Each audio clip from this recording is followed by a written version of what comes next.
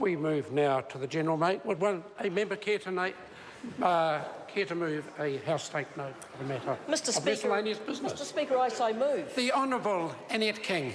Mr Speaker, a former United States President once said, "The moral test of a government is how that government treats those who are in the dawn of their life, the children, those who are in the twilight of their life, the elderly, those who are in the shadows of life, the sick, the needy and the disabled."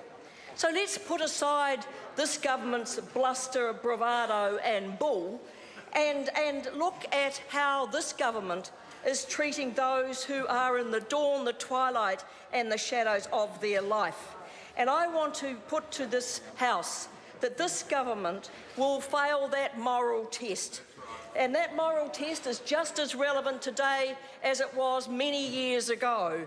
And I say that this government is failing at that moral test in the provision of affordable, accessible and timely health services. It's failing children and young people, the elderly and the sick and the disabled.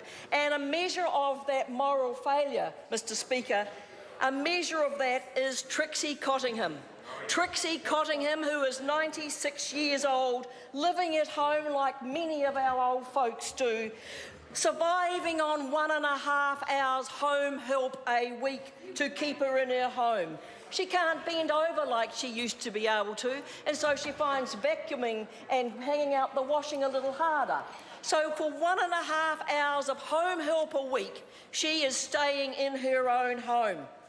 But she receives a letter from a district health board that told her, a very callous, heartless letter, that told her, it was sent out to hundreds of other people, that told her she was going to lose her 1.5 hours home help a week unless she also needed to have personal health services. Personal health services, Mr Speaker, are being showered or bathed. She doesn't need to be showered or bathed. She still has her dignity. She still has her independence. She doesn't need someone coming in to wash her bottom. She can do it herself.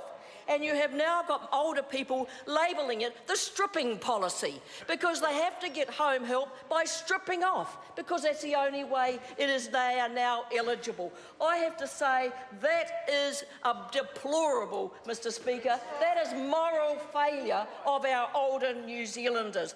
1.5 hours a week. Do you know what that costs at the minimum wage? $22.80 a week. Is what it costs to keep Trixie Cottingham in her own home.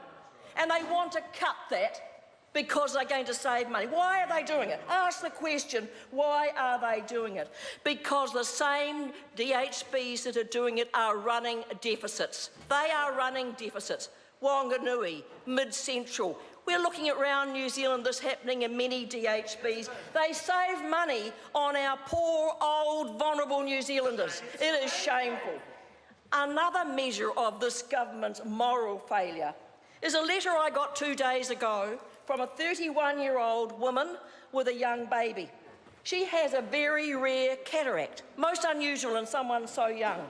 She was told she doesn't qualify for an elective surgery in the public health system.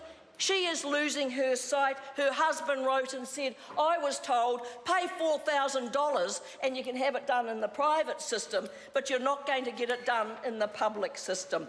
Do you know, we now know that 30 New Zealanders are threatened with blindness because they didn't get any follow-up treatment. They got the first specialist assessment, that's measured. The Minister crows about that, but they got no follow-up service for the treatment that they needed.